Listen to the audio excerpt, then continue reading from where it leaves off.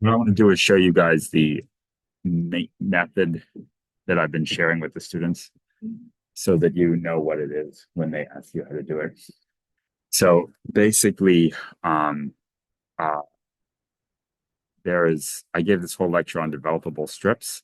And the thing I think that becomes a challenge is there are kind of three methods that I have, and they are all a little different. The main method is to use this principal curvature discretization.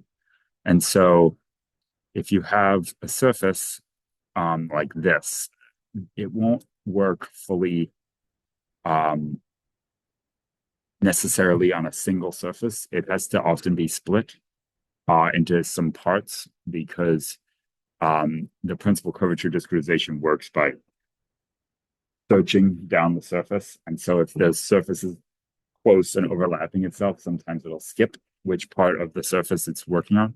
So if you take um, a um,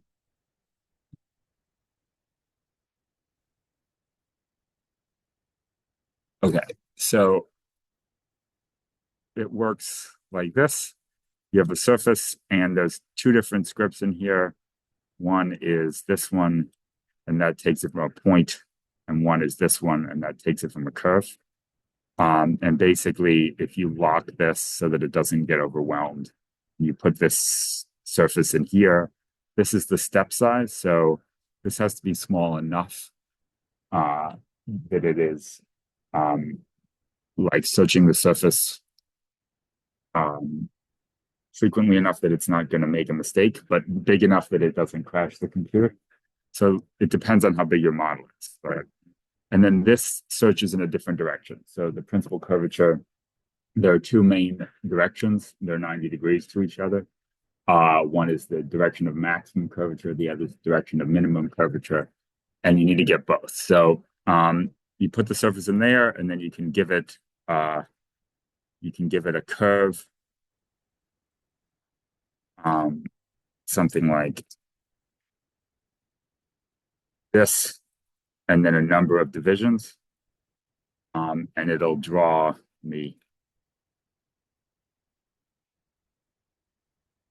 it'll draw a bunch of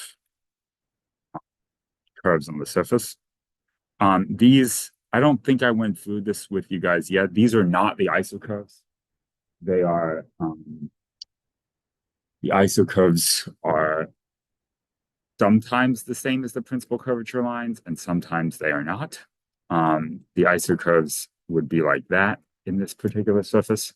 The principal curvature lines are derived um,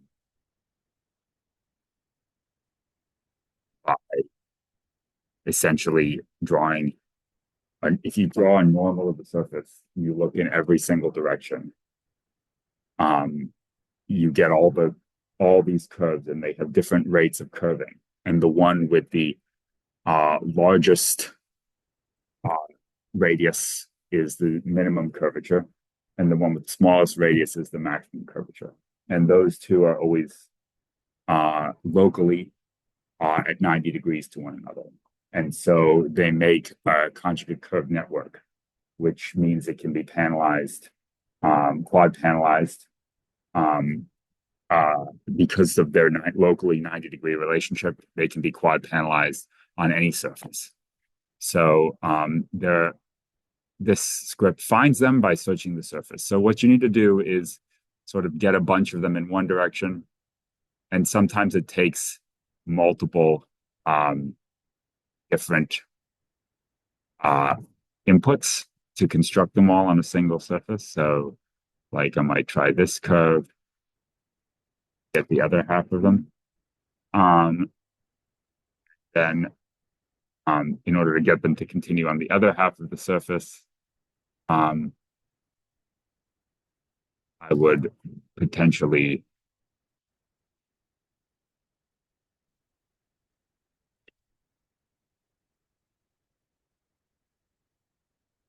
get all those points. Um,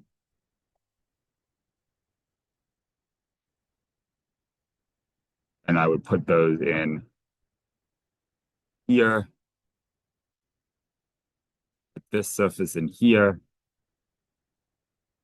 and then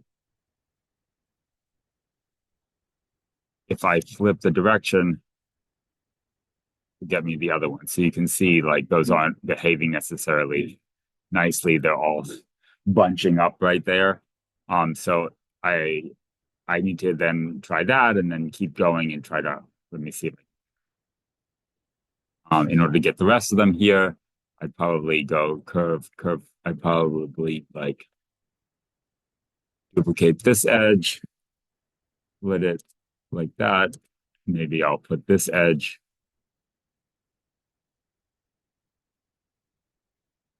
in here. And I can get like a network of lines that complete themselves on the surface, sort of by piecing it together like this. Oops. And then if I take one of these lines and I put it in here and I flip the direction, I get the orthogonal network of curves. And so then I can do the same thing in the opposite direction and get the opposite network of curves. And you can just click this. That means that some of them like didn't work out. It's fine. Okay, and so is that is quad panelizable. So if I were to fill in uh, something like that, that's flat. That's unrollable within the area. And so in the limit of a quad panelization is a developable strip. So the reason I'm getting so many of these is because if you have, like 50 quad panels and you unroll it, it's basically a warpy surface and not a flat quad panelized surface anymore. So what I then do once I have these networks is I go around and I pick like minor curves and major curves. So like in this case, if I were to look at this one, and this one I'm doubling it because I intend to weave them. But if I would not intending to weave them, I would only need that. And so if you look at this, there are essentially a series of flat planes like this. And all of those together will make a strip. Okay, so then what I do is, in order to get this to work, what I would do is use these lines to split these surfaces into strips themselves like that. And sometimes it takes a little work. Sometimes you have to go curve, extend curve by line and make them like a little longer in order for it to split. Because when it gets to the end of the surface, sometimes it within the tolerance doesn't find exactly the end of the surface. And then I end up with something like this that looks like a split version of the surface, like that. And then what I do typically is I go curve from object, duplicate border, and I get the borders of the zones that I want. And all of this is just for automation purposes. But then if I go back here, um,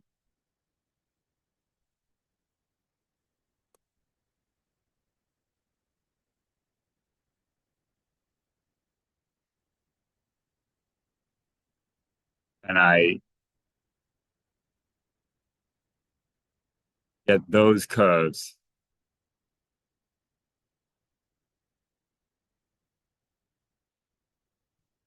what I can do is I can use this other component here that's a split and group curves with a border. And I can put the ISO curves in here, and I can put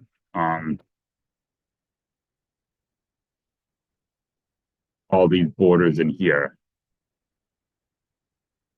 And I can go down here and bake this group. And I don't click group when there's already a group. And then if I do cell last and move it over, for the most part, it will work with some errors. And so what I often do is the reason this one is generating errors is twofold. One, I don't know if I gave it the right tolerance. If I try to give it like a larger tolerance, um, smaller tolerance, it might work better. And then probably I need to update this so that the tolerance works better, but I don't know that I have time to do that. For the most part, it's a helper, not going to solve everything. The other reason it doesn't completely work is because it's such a funny surface again, and it's wrapping around on itself and closing itself. Um, but if I group this, and uh, then I can just go and replace the ones that got screwed up manually, basically. Um, okay, so if I were to bring this out, and if it wasn't a funny surface, it would probably be better already. But if I ungroup this and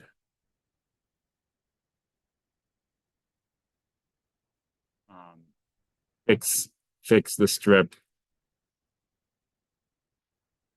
just fake it, I would have to get the curves to do it correctly. If I fix the strip like that, okay, so these are all the lines, and then I go rebuild with the degree 1 and 2 points, and then I loft that. So that happens sometimes. That's because this model is screwed up and there's some curves that are not sitting on top of each other. There's duplicate curves in this model. When I was making it, I wasn't very careful. And so in here, some of one or two of these curves, I'm sure.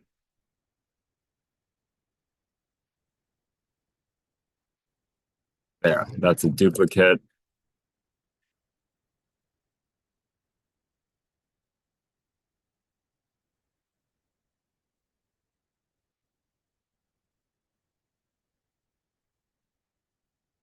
For the most part, this should not occur.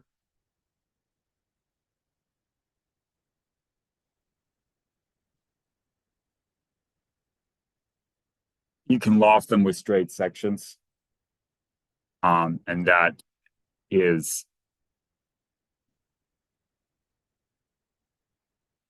the rest of it.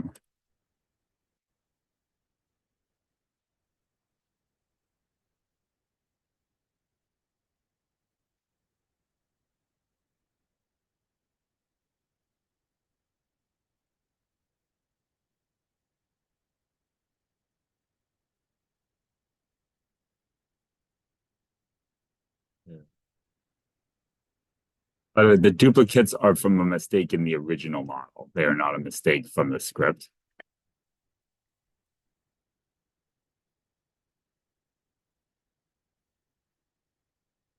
Okay, so that's a bunch of little quad panels. If I take that here,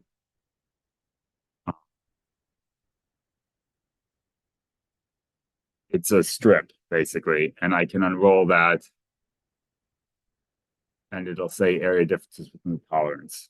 So that is a flat unrolled strip that can be made from any odd geometry. And so if you have a different type of geometry, it's a little easier, if you do it on and I also have another script in here that if you don't have closed borders, if you have like a bunch of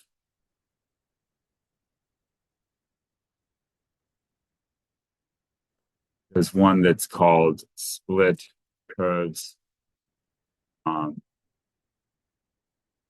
split curves by curves, and that takes a bunch of curves that are the curves and a bunch of curves that are the splitters. And those splitter curves have to be ordered. They have to be placed in the right order using the Reiner script. lets you reorder a set of curves. This will also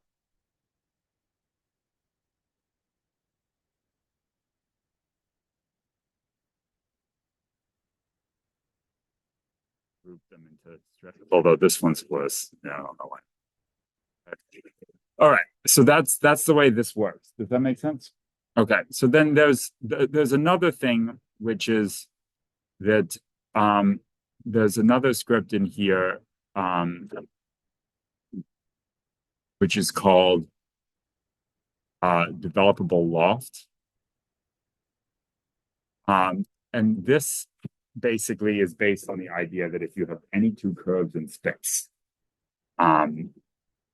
you should be able to lie a line between them.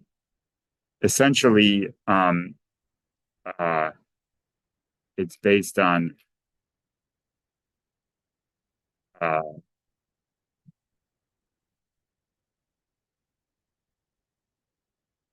this idea, this Richard Serra idea, which is that if you have Richard Serra used to make his models this way, it would be they'd roll a profile down the table, and it would find the isocurves based on the 2 points of contact of the two shapes with the table. The principle is that between most curves, it's possible to find a place, basically it's a developable surface if you draw an isocurve and the tangent where it hits one curve and the tangent where it hits another curve are parallel. Because that means there's a plane that is lying on both curves. And so theoretically, like if you search down the curve, you should be able to find a place where it's twisting less than the standard loft will do it.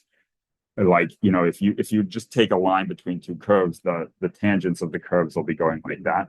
But if you look down the line here, it might be getting closer. If you look down the line closer, then there's a place where they're kind of parallel, and that's a plane line of the two curves. And so if you made all the lines with zero twist, it would construct a developable surface between any two curves. So Rhino has a command which does that called devloft. The problem with the devloft command, like if you do this devloft, that's what it's doing. The problem with it is that it doesn't. This works because that is a developable. That's from the principal curvature. So it just works. Problem with devloft is if you do it with any two curves, it doesn't start in the right place. For some reason, it always starts at the beginning of the curve, and so it just doesn't work. But what I have is the script here where it takes, and this is how I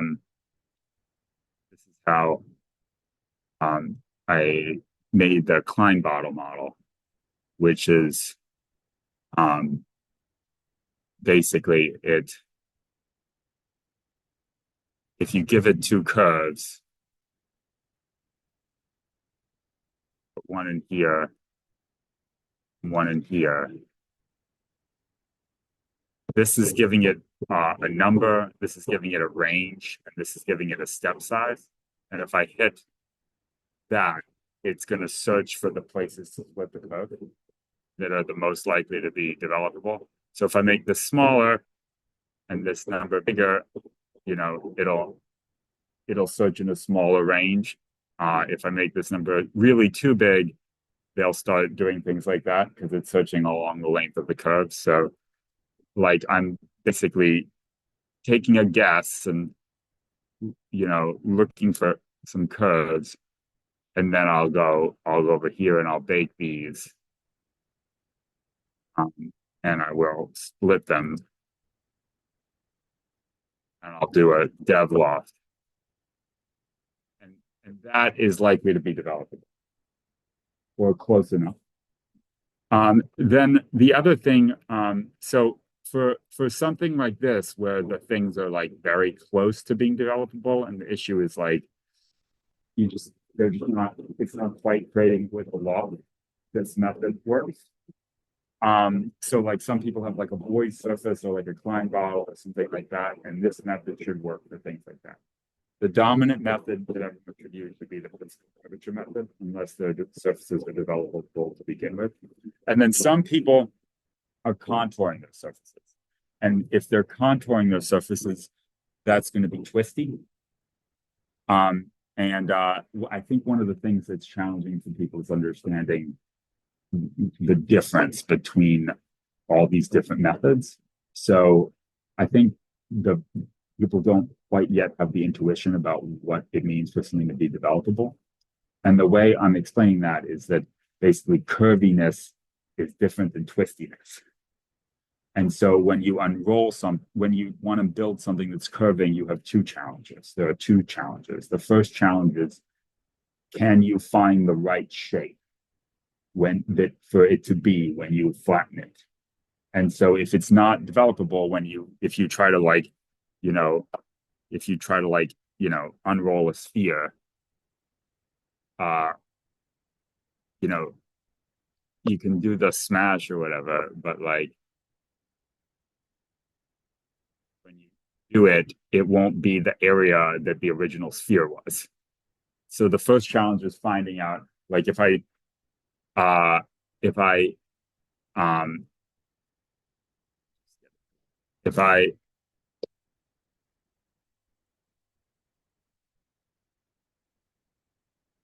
smash this, which is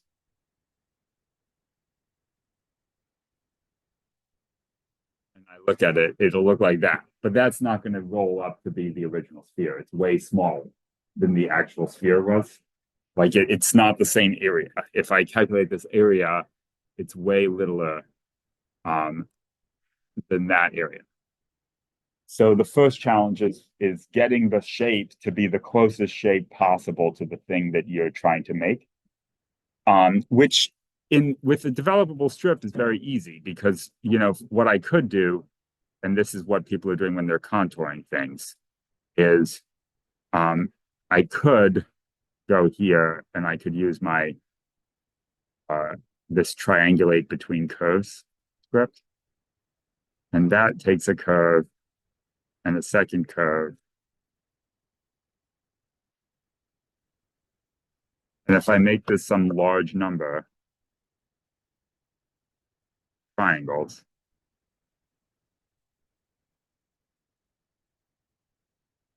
and I bake that, and I unroll that, that's always going to be within the tolerance, always going to be flat. And so it's obviously harder to do with something like a sphere. To triangulate a sphere, it's never going to unroll because all the triangles will splay in different directions. But with a strip, you can always force it to unroll. So the first issue is can I unroll it and will it be the right shape? So if you have a piece of a torus, you have a piece of a sphere, the answer is no. There are ways, but people need to talk to me about that. If you have a strip, the answer is yes. So even if it's a contour of something like that would be twisty, for example,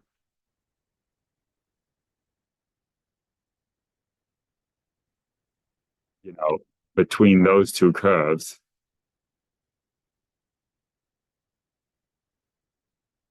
or let me do it differently, like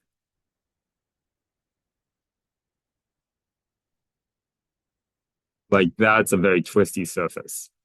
But if I do that,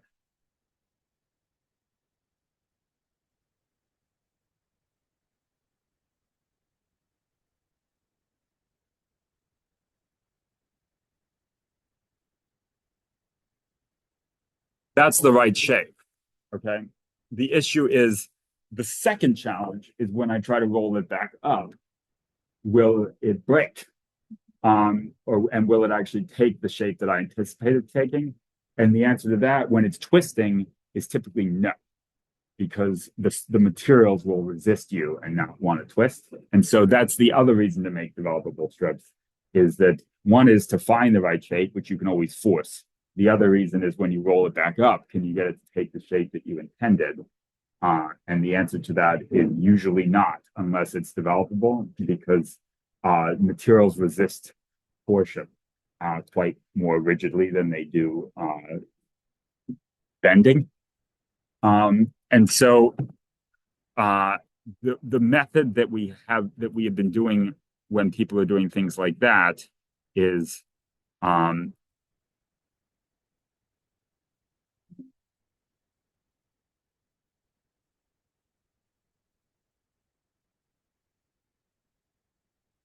like this one. These are bent. So what I did when I built the Shirk model is I just contoured it, and you can see they are bent and they are going through each other.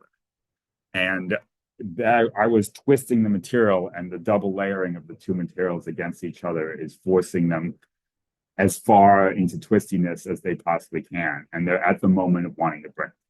And they also look like there's a slight imperfection that arises between the grinder geometry and the actual geometry because of the twisting. So it, basically, there's that relationship is something that I think um, people aren't always quite aware of what they're looking at, whether it's developable or not developable, and which method they should be using. They all sort of seem equivalent if you don't have like a lot of experience with it. Um, and so I think for us, if some people just have developable surfaces like cones, that's fine. Some people have um, surfaces like Boyd surfaces or Klein bottles, and they can try the developable loft method. Most people have doubly curved surfaces, and ideally they would use the principal curvature method because that's just going to work. If you're doing a weave or something like that, it's principal curvature all the way. Some people, that's a taller lift, and they are looking at a surface like the Shirk surface, which maybe has some benefit to contouring it because of the way the plane arises out of flatness or something like that. And then if in that case they can try this contour method, as long as they're aware of the differences between those two things. And then the other thing that that happens with some of this is the only other thing that I feel is sometimes helpful is um, like if you're trying the developable law script and it unrolls and it says like, oh, the area difference is 0.02% or 0.01%.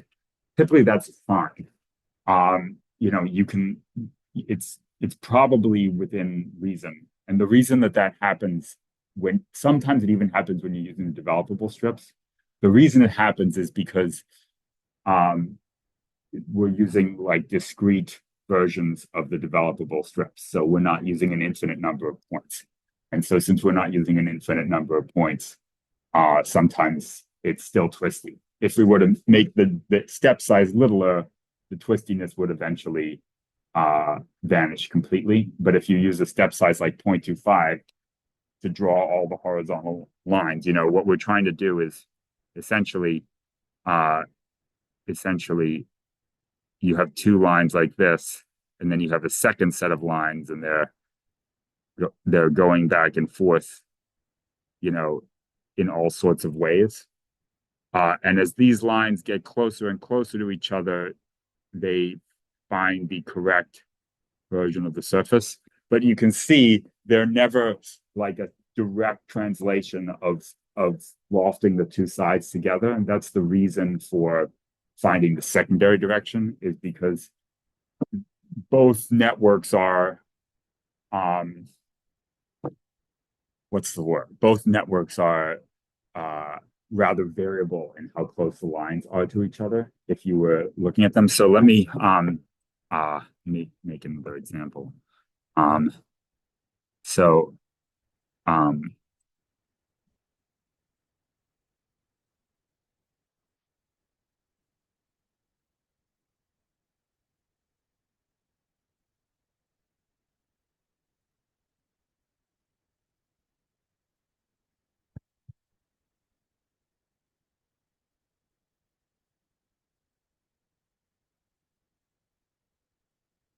um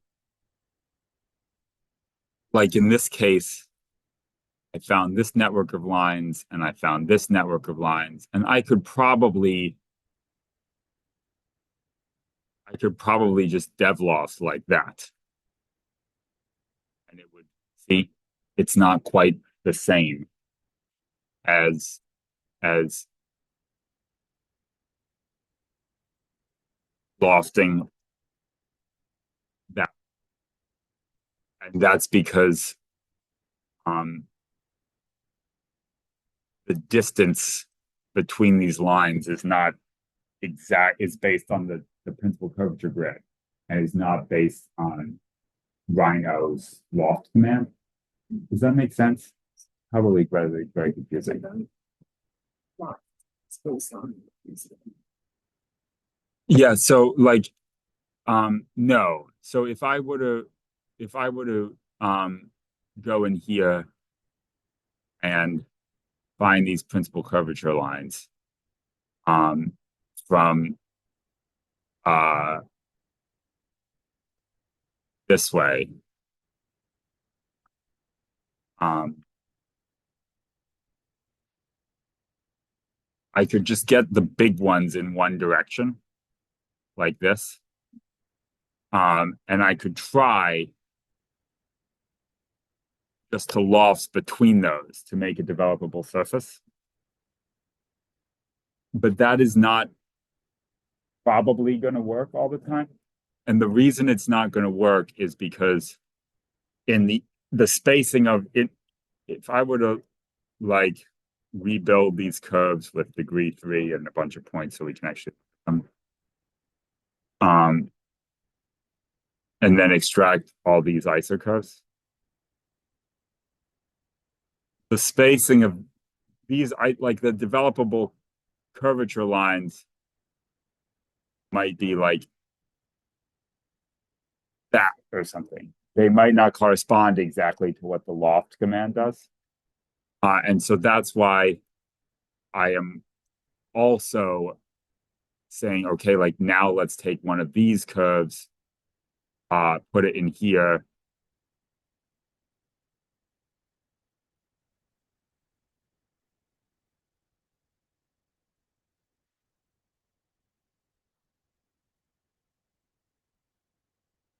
Get many lines in the other direction,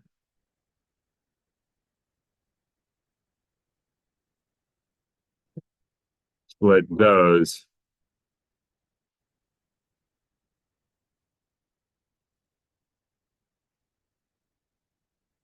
rebuild those as linear lines,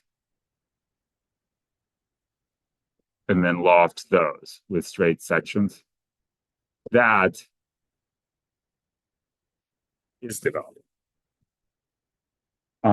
Because um, the way the lines are is based on the mathematical curvature rather than on Rhino's command.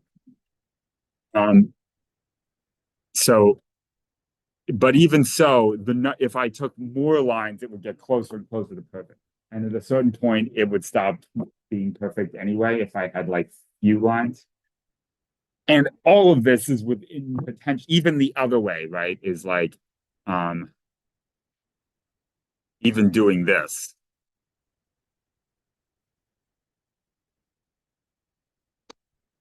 is very close to within the tolerance and would not make a difference. So there are different ways to construct the surface. The most uh the most bulletproof way is to use the principal curvature lines in both directions and loft them together. And then one of the other things that is interesting is, you know, if I were to, by the way, I always give too much information and too quickly. Thanks for that. But like if you were to unroll this, it says 2% off. If I were to then go and if I were to then go and triangulate this,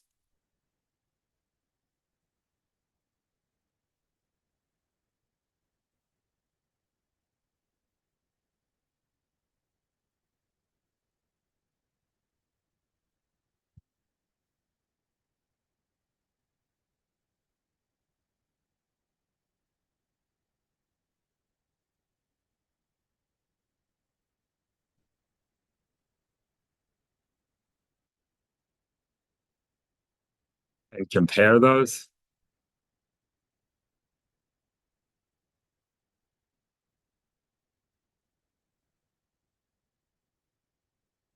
This one looks like there's something very weird going on in this extra surface here. But if I compare the area of the triangulated one to the area of the one that is um uh like a surface instead of had trouble unrolling, I'll be able to see exactly the deviation that was generated because the triangular one is forced to be the correct shape. Okay, so all of this is neither here nor there and not really important. The only thing that's important is that's how you do the principal curvature lines. You get them in one direction, you get them in the other direction, you split them, and you lost. Does that make sense? That's all I really wanted to go over with you guys, but then I got distracted and went into all of the background. Okay, does that make sense?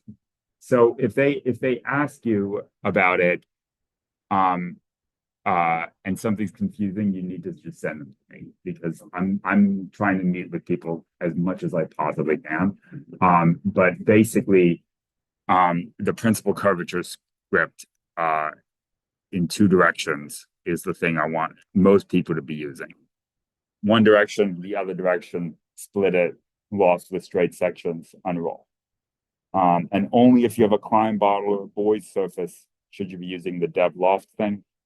And if you have and if you are doing contours, it's triangulation, but they need to be aware of the twisting. And the difference between twisting and curving is the thing also. Does that make any sense?